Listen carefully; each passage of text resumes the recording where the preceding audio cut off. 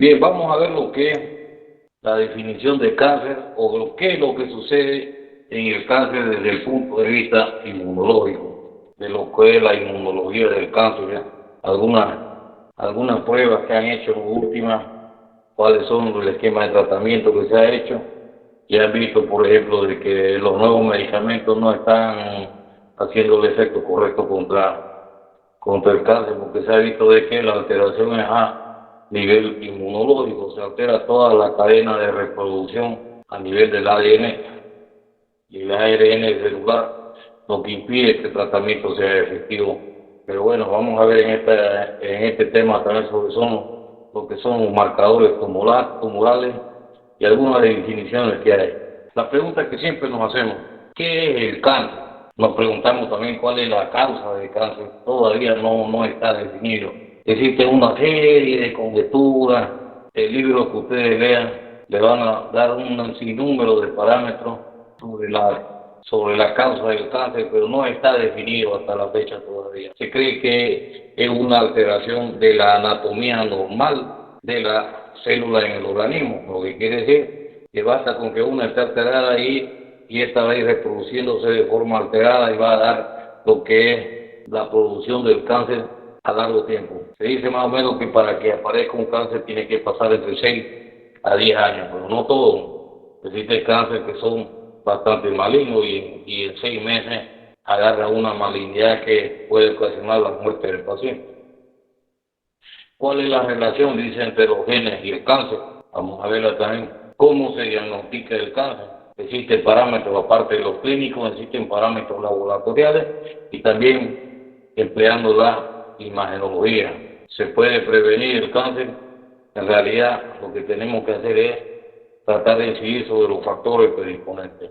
Pero pese a que logramos incidir sobre esos factores predisponentes, eso no garantiza que nuestro paciente a la larga no pudiera tener cáncer, porque el hecho de que un fumador no le garantiza que este fumador pudiera tener cáncer de pulmón, porque he visto que hay personas que no son fumadoras y pese a ello tienen cáncer de pulmón, ¿no? O sucede lo mismo con el cáncer de cervix también.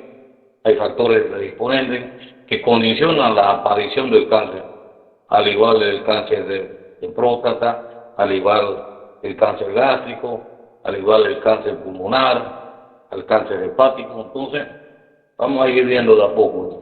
Van a ver ustedes este tipo de definición que dice el término que describe, dice, las enfermedades, estamos hablando de cáncer, ¿verdad?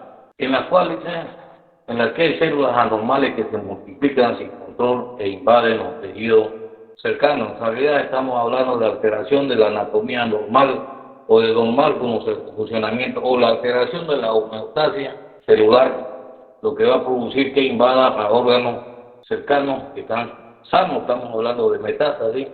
Ya hay células alteradas que están yendo a alterar órganos vecinos que están sanos. Es posible, dice, que las células cancerosas también se diseminan a otra parte del cuerpo a través del sistema sanguíneo y linfático. Se cree que la vía de propagación del cáncer es a través del sistema sanguíneo y del sistema linfático. Pero eso está todavía en veremos y en estudio, porque no es solamente la única vía de acceso, ¿no? Se dice que hay otras vías que pueden ocasionar de que el cáncer vaya a órganos vecinos, porque es como la contigüidad, por ejemplo, del órgano. Quiere decir, los vecinos que son entre ambos, y eso, por ejemplo, lo van a ver ustedes cuando tengo una diapositiva para que vean ustedes lo que es cáncer de cervix, cáncer de mama, lo vamos a ver a lo último. Lo van a ver ustedes que el estadiaje que se hace de estos diferentes cánceres, por ejemplo, depende de la afectación de los órganos vecinos. Existen, dice, varios tipos de cáncer. Carcinoma, que es un cáncer que empieza en la piel o en los tejidos que revisten o cubren los órganos internos. El sarcoma empieza en el hueso, el cartílago, la grasa, el músculo, los vasos sanguíneos y otros tejidos conjuntivos o de sostén. La leucemia afecta a los tejidos donde se forman las células sanguíneas, como la médula ósea, y hace que se produzcan muchas células sanguíneas anormales. Está también el linfoma y el mieloma múltiple, afectan las células del sistema inmunitario. Los cánceres del sistema nervioso central que empiezan en los tejidos del encéfalo y la médula espinal. También se llama a este tipo de cáncer una neoplasia maligna. Pero tenemos que tratar de dividir o de separar estos dos tipos de definiciones. Por el cáncer, por ejemplo, se vuelve maligno después de que hay un sinnúmero de división celular.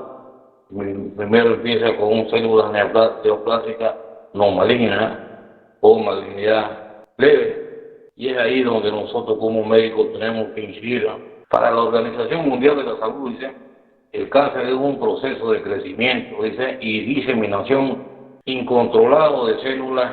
Pueden aparecer prácticamente en cualquier lugar del organismo. El tumor suele invadir el tejido circundante y puede provocar metástasis en puntos distantes del organismo. Muchos tipos de cáncer podrían prevenirse, dice, evitando la exposición a factores de riesgo comunes, como el humo del tabaco.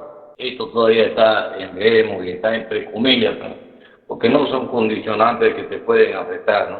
Además, dice, un porcentaje importante de cáncer puede curarse mediante la cirugía. Estamos hablando de método de intervencionismo, ¿no?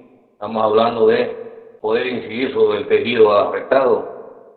Estamos hablando de una mutilación quirúrgica, de una especie de sacar el tejido que está afectado, pero alterar el funcionamiento normal de la parte donde estamos incidiendo, ¿no?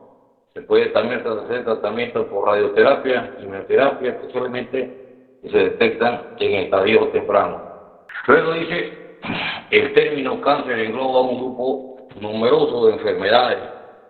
Caracteriza, dice, por el desarrollo de células anormales que se dividen, crecen y se diseminan sin control en cualquier parte del organismo. Las células anormales se dividen y mueren durante el periodo de tiempo programado.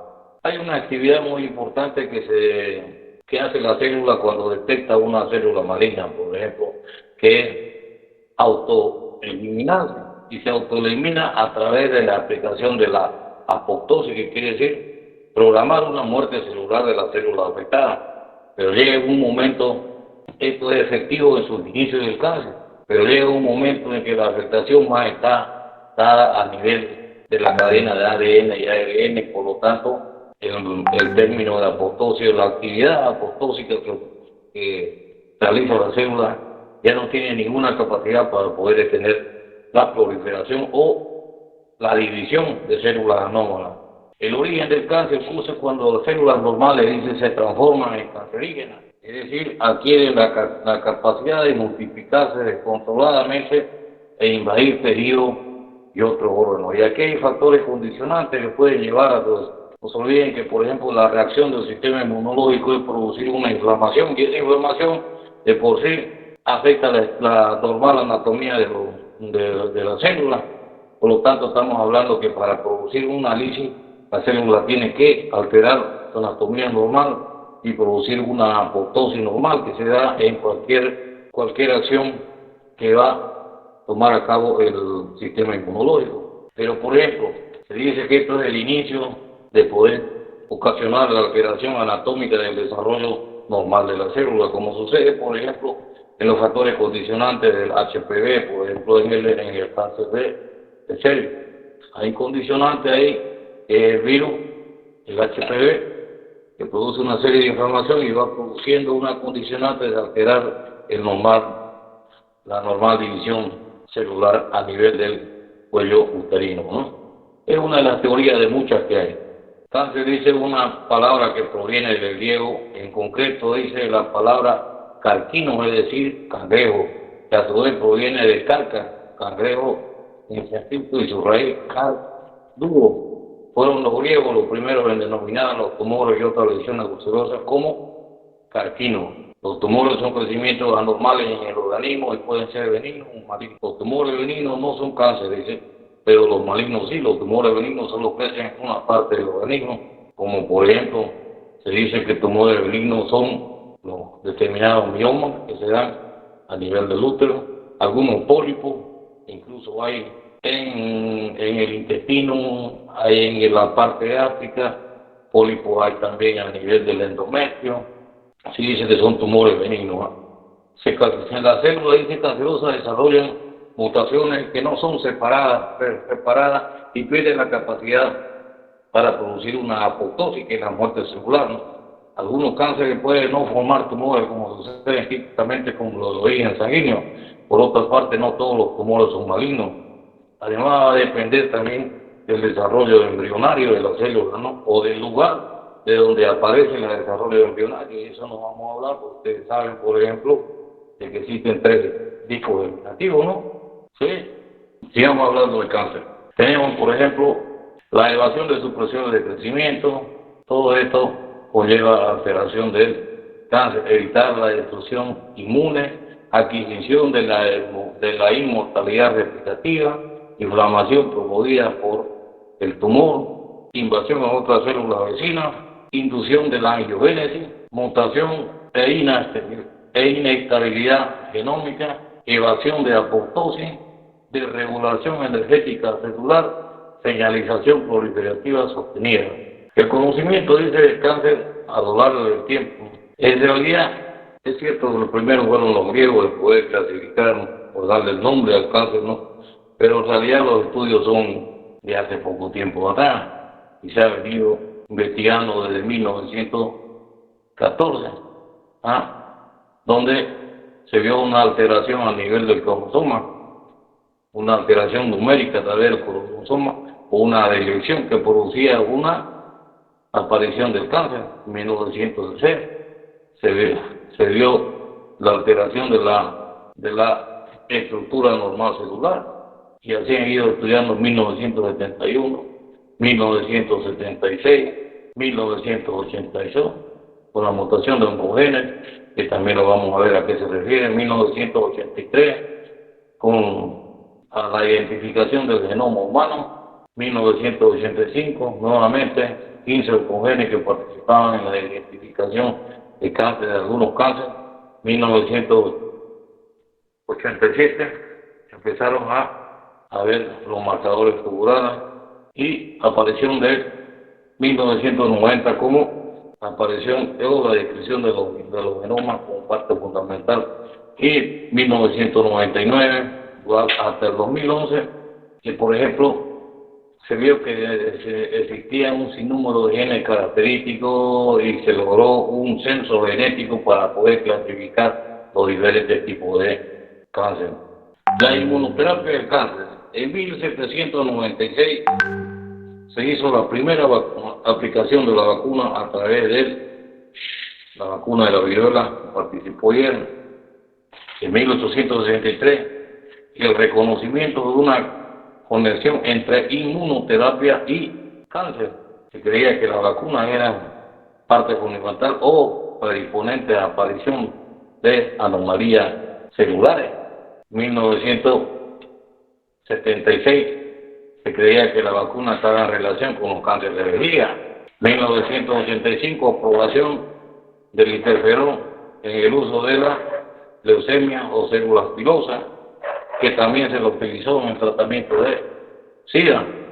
En 1992, la producción de la interleuquina 2 para la utilización en la terapia de cáncer de células renales. En 1997, la aprobación del primer anticuerpo monoclonal, que es rituximab, que ya hemos visto para qué se le emplea. En el 2008, aprobación de la primera vacuna para cáncer renal. En el 2010, aprobación del Chipeloxel T para el cáncer de próstata. En el 2011, la aprobación de inhibidores de CTLA4 para el citomelanoma, que aparece apropiadamente en los tratamientos de neonatos que nacen con melanoma. 2014 a 2015, aprobación de los inhibidores de PD1 melanoma del NSCLC. Sistema inmune, una red difusa y compleja de células, productos celulares y tejidos que protege al cuerpo de patógenos u otras sustancias extrañas, destruye células infectadas y tumorales y elimina desechos celulares.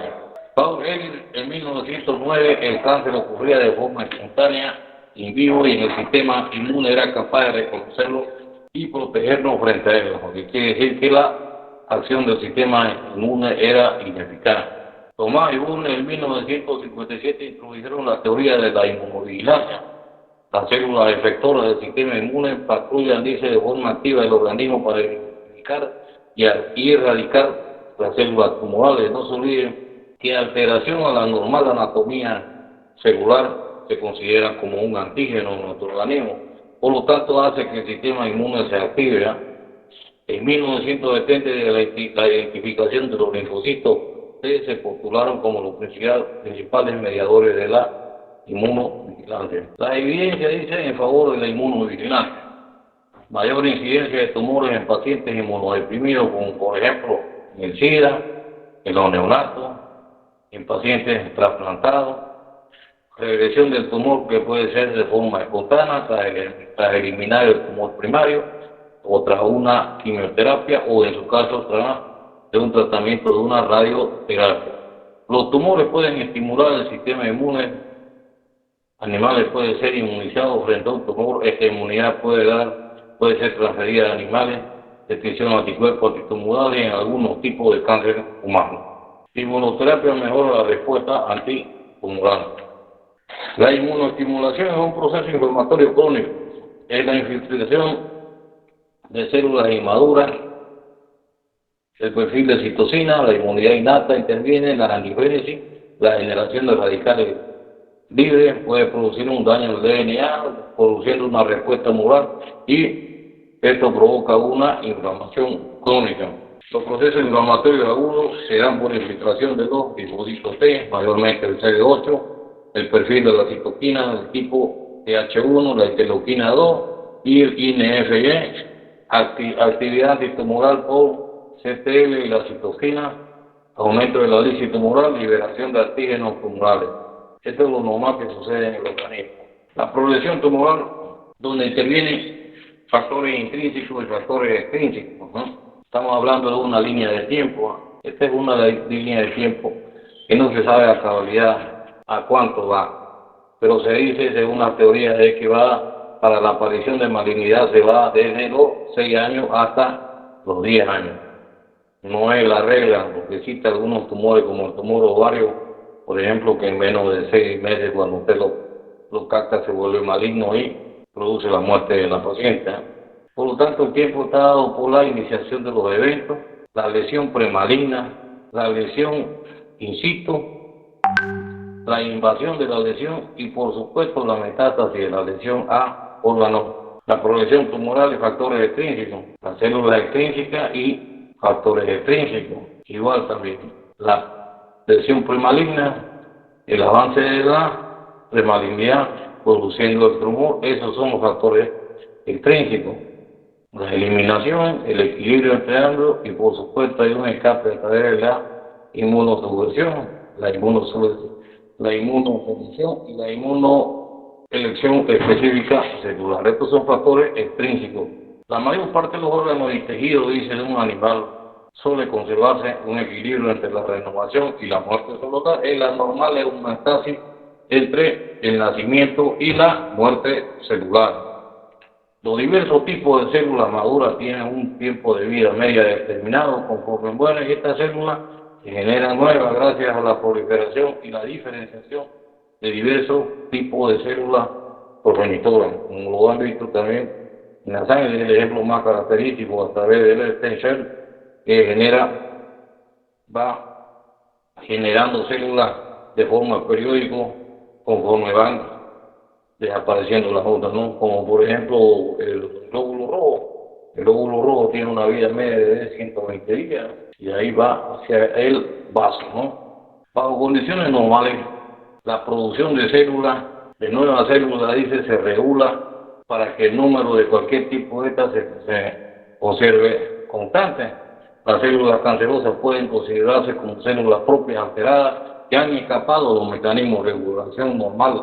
Estas células dan lugar a clones diferentes que pueden alcanzar un tamaño considerable con producción de un tumor o neoplasia. El hecho que aparezca el cáncer es una alteración en este equilibrio normal entre nacimiento y muerte celular. Salta la regla y ya no hay, por ejemplo, una división normal de células.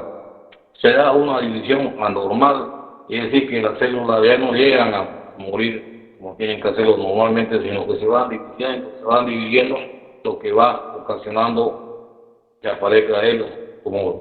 Digamos en un ejemplo anterior que le mencioné, por ejemplo, existe una división celular normal. Normal es, la célula se divide en dos células, la célula hija puede dividirse en célula normal, pero cuando hay un daño celular, el daño celular no se puede reparar, por lo tanto, existe un mecanismo normal que se da en el organismo que denota la muerte de la célula. Cuando se detecta que esta célula está alterada, no sucede lo mismo con este mecanismo de división celular normal. No se produce una lesión intracelular. Pero ¿qué es lo que sucede si se da, por ejemplo, la alteración de este sistema de apoptosis, que es parte del sistema inmunológico? Es la consolidación del sistema inmunológico de poder destruir lo que está alterado dentro del organismo. Estábamos hablando de este daño celular, se consideraría como un antígeno.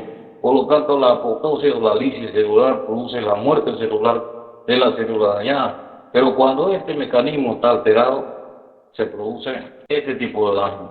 Y estamos hablando de esta célula con daño celular. No se puede reparar. Por lo tanto, la división sigue dándose la primera mutación, la segunda mutación, la tercera mutación, la cuarta mutación de células adicionales y empieza a hacer un crecimiento descontrolado, donde ya estamos hablando de un tumor. El tumor benigno no es capaz de crecer, dice, por un tiempo indefinido y no invade los tejidos circundantes. Por lo tanto, es fácil de poder incidir sobre él, porque uno, son de paredes lisas, de borde fino, en algunos casos son móviles, o simplemente se llaman fibroadenoma, como van a ver algunos pacientes que les va a tocar. Por ejemplo, van a ver esos nódulos mamarios, que ustedes hacen el examen clínico y ven que estos son nódulos.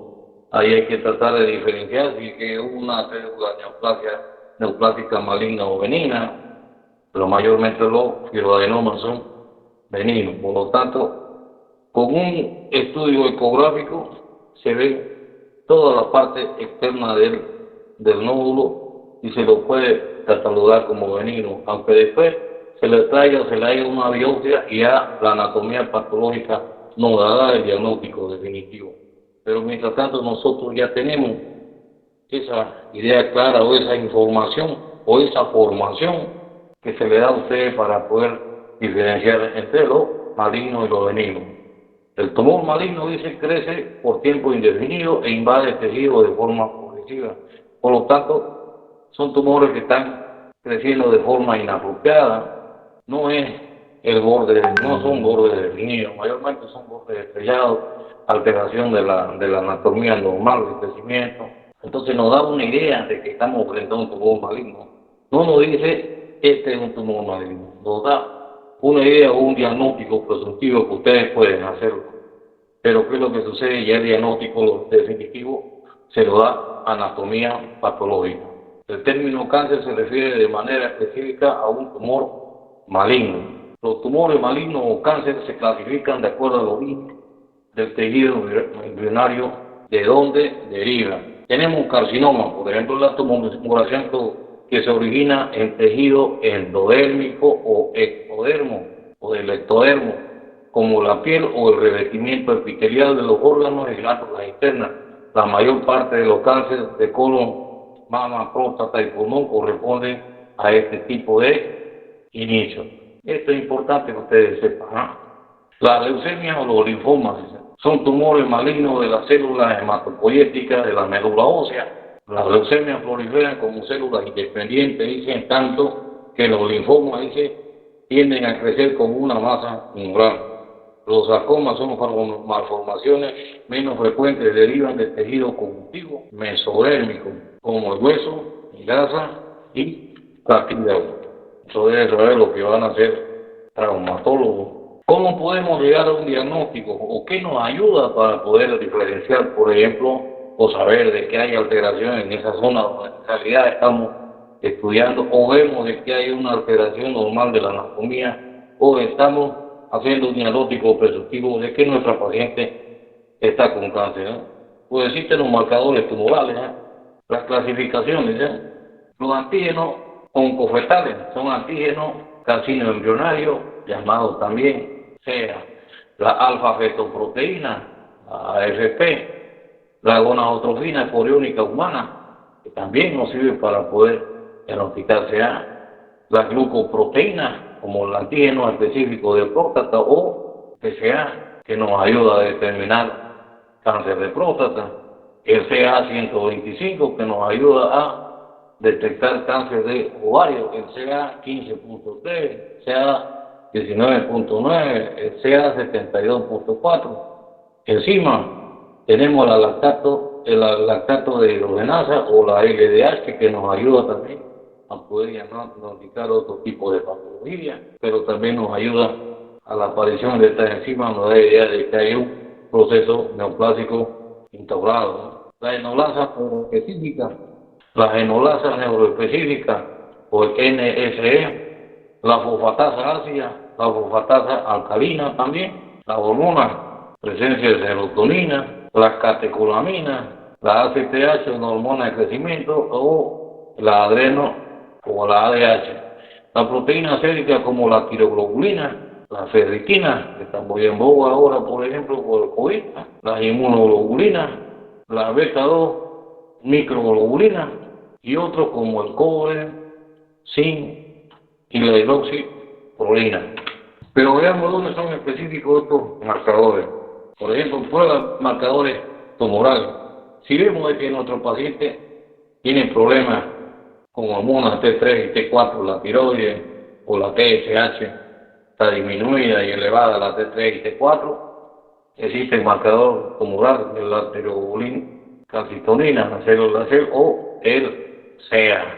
Si vemos en el esófago que nuestro paciente está con problemas de digestivo, de ilusión, a la radiografía vemos que hay una tumoración a nivel de esófago, entonces tenemos el marcador específico de que es CA-ISTC. Si vemos, por ejemplo, que nuestro paciente tiene problemas a nivel pulmonar, pues pedimos marcadores como el NSE, o también cifra 21.1, el 21.1, el CA y cifra 21.1. Si vemos que nuestro paciente o nuestra paciente tiene problemas de nódulos a nivel del cuadrante superotermo o nódulos a nivel axilar que están manifestando, entonces pedimos el CA15-3 o también en el CA.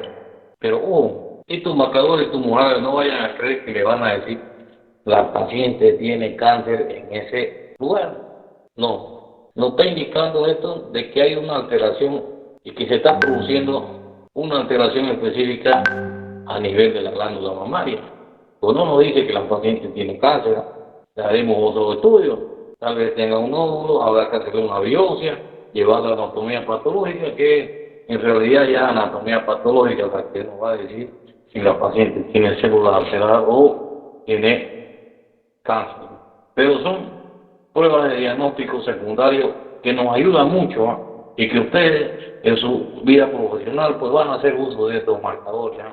Incluso ahora cuando estén yendo a hacer la práctica en los hospitales, van a ver que se piden, por ejemplo, el PSA, o sea, ustedes sabrán para qué están pidiendo el PSA, por cáncer de colon, el CA19.9, o el páncreas, o sea, de 17.9, o sea, o el cáncer de estómago, el CA72.4, o sea, en el hígado, la alfa-fetoproteína, o el CA19.9, en la vejiga, cifra 21.1, en el útero, el CSC o el CEA, en la próstata, el PSA, en los testículos, el alfa-fetoproteína y, ¿qué es esta HCG? Es una anatrofina coriónica humana, ¿no? Sí, pero ¿qué tiene que ver eso en testículos?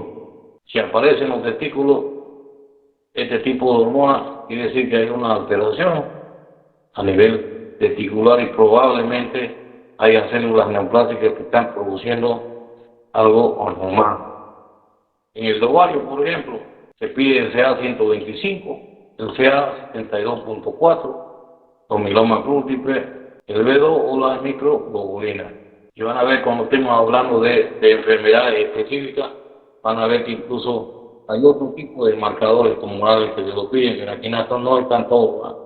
Hay marcadores específicos para algunas enfermedades que son bastante positivos. Marcadores tumorales, valores normales, tipo de cáncer asociados, la alfa-fetoproteína o la AFP. Estamos viendo aquí la alfa-fetoproteína en testículos, ¿no? ¿Dónde más? En hígado. ¿Dónde más? Ahí va, ¿no? Su valor normal es hasta 40 nanogramos por ml en hombres y mujeres no embarazadas. Por lo tanto, esto es para cáncer de ovario, testículo y cáncer de hígado. El antígeno carcino embrionario o el CEA es hasta menos de 5 nanogramos por ml. En no fumadores, hasta 10 nanogramos por ml en fumadores. Es para cáncer de colon, recto, cáncer de pulmón, cáncer de hígado, cáncer de páncreas y cáncer de mama. Antígeno específico de próstata o antígeno prostático o el PSA, valor normal hasta menos de 4 nanogramos por ml. Este es exclusivo para cáncer de próstata, aunque ahí viene acompañado con una ecografía prostática, que es una ecografía rectal prostática. El CA 19.9 hasta menos de 40 unidades internacionales por ml es para cáncer de páncreas, colon y recto, estómago, vías biliares, ovario y mama. El CA 15.3, valores normales de 35 unidades internacionales para cáncer de mama, eventualmente dice cáncer de útero, ovario, pulmón, hígado, colon y recto. El CA 125 hasta menos de 35 unidades internacionales por ml es específico para el cáncer de ovario y algunos linfomas que se presentan. La fracción beta de la hormona de la gonadotrofina coriónica humana es hasta menos de 4 miliunidades por ml, específico para el de ovario y testículo. La LDH o la lactodehidrogenasa, valores normales vale de 240 a 280 unidades internacionales por litro, específicas para el de ovario y testículo. La comogranina A o CGA, valor normal de menos de 36 nanogramos por ml en tumores neuroendócrinos. Los biomarcadores es una característica que se mide objetivamente como un indicador de un proceso biológico normal, una enfermedad y una respuesta farmacológica a una intervención terapéutica. Esto ya cuando están instaurados el proceso maligno, entonces se tiene que hacer biomarcadores, ¿no? Los tipos son biomarcador de pronóstico, son biomarcadores de evolución de la enfermedad, biomarcador predictivo de sensibilidad a ciertos tratamientos, el biomarcador de monitorización o respuesta a un tratamiento. Los biomarcadores de pronóstico, la mayoría de lo que detectamos en la patología, un buen ejemplo de eso son los índices mitóxicos o de proliferación. Está el PCNA o el Ki-67. Los biomarcadores predictivos, está el ER2 en cáncer de mama. Este marcador, por ejemplo, se lo utiliza mucho con el CA 19.9 y también el CEA y el HER2 que nos determina la evolución o la aparición de células neoplásicas a nivel de la mama. Mutación del CAS en cáncer de colon. Los biomarcadores de monitorización como la fluorodesoxiglucosa en tomografía por emisión de positrones o el PET scan. Ya hablamos diferentes tipos de cáncer. Algunos carcinomas comunes que se dan en el pulmón, en el seno de las mujeres, aunque no siempre, también en el seno de los varones. La leucemia, que afecta al torrente sanguíneo, los linfomas, los nódulos linfáticos, el colon, vejiga, próstata, en hombre y algunos sarcomas comunes como en la grasa, los huesos y, por supuesto, en el músculo. ¿Qué es una invasión o metástasis? El cáncer es capaz de diseminarse a través de todo el organismo mediante dos mecanismos. Uno es el mecanismo de invasión y el otro es de diseminación o metástasis. La invasión se refiere, dice, con la migración y penetración directa de las células cancerosas en los tejidos vecinos.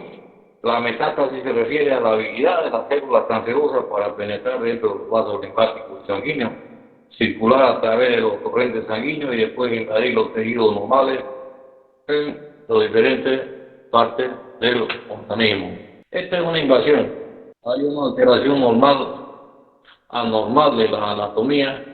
Se va desarrollando la célula neoplasia y produce una invasión a través del torrente circulatorio hacia otras áreas. 1. Células cancerosas ahí se invaden los tejidos y vasos sanguíneos vecinos. 2. Las células cancerosas son transportadas por el sistema circulatorio a sitios distantes. Las células cancerosas invaden nuevamente y crecen en un sitio nuevo. ¿Qué causa el cáncer? Hay varias teorías, son multifactoriales. Se cree que algunos virus o bacterias, algunas sustancias químicas, la herencia, la dieta y la hormona o la radiación externa. El cáncer, dice, muchas veces se percibe como una enfermedad que afecta sin ninguna razón, aunque los científicos, dice, aún no reconocen, dice, todas las razones de ello. Muchas de las causas del cáncer ya han sido identificadas, pero otras no. Además de los factores intrínsecos, tales como la herencia, dieta, hormona, los estudios científicos señalan, dice, hacia la existencia de factores extrínsecos claves que contribuyen al desarrollo del cáncer. La subsistencia química, por ejemplo, el fumador, la radiación o alteraciones a nivel viral o bacteriano. La herencia puede afectar muchos tipos de cáncer, de condiciones heredadas que aumentan el riesgo de desarrollo del cáncer, por ejemplo, tipo de cáncer, nombre o condición.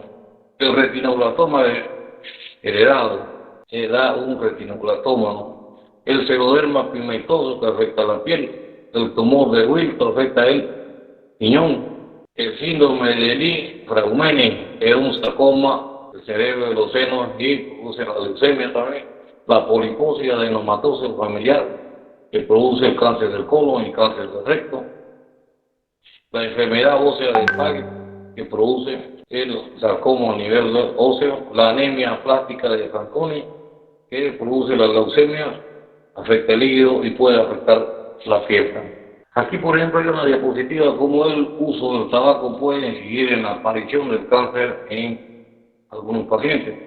Algunas sustancias químicas dicen el humo del tabaco que causa el cáncer. Y vean ustedes, tenemos un sinnúmero de sustancias que están dentro del humo del tabaco y todas, en general, son cancerígenas. En realidad, son unos cuantos virus que infectan a las células humanas, pueden producir cáncer, por ejemplo, los virus del cáncer humano. Algunos virus asociados al cáncer humano, por ejemplo, el virus y el tipo de cáncer que produce.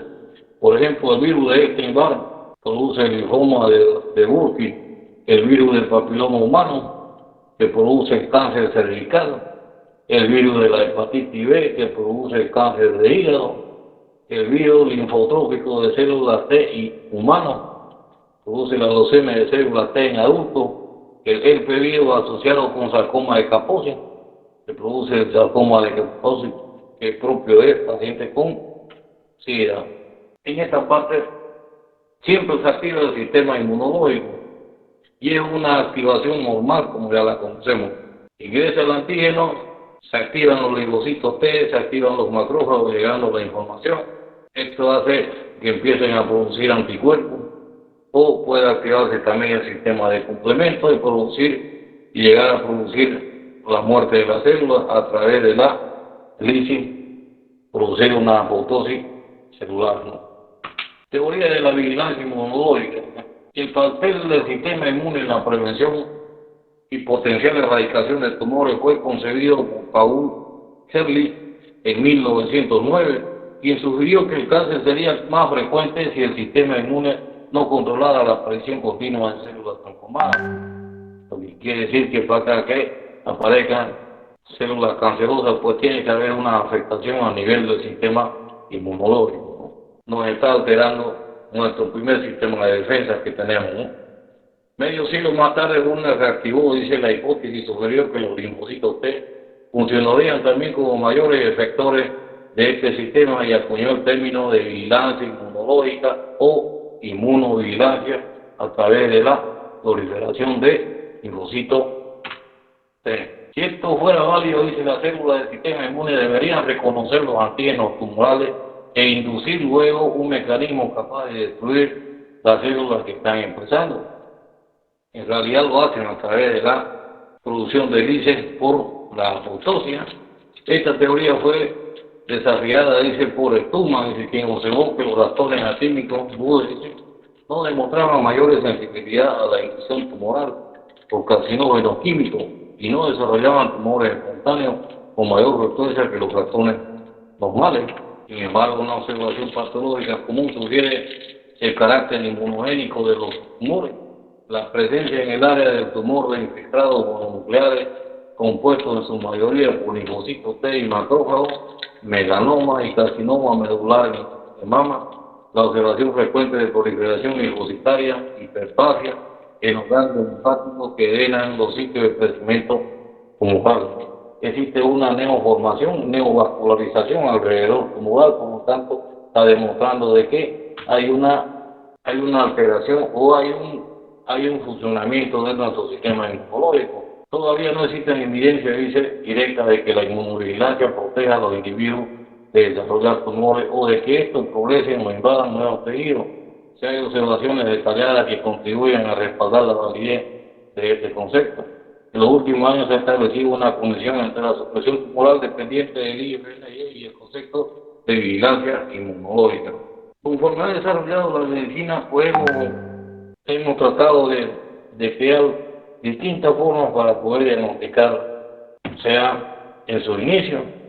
Pruebas de ello, por ejemplo, tienen ahora las pruebas de Papa Nicolau, las pruebas del IVA, existe también, por ejemplo, las pruebas que se hacen por colposcopía, la recesión local para hacer una biopsia, se hace también recesión a través de endoscopía, se llega ya incluso hasta la primera porción del duodeno, más allá.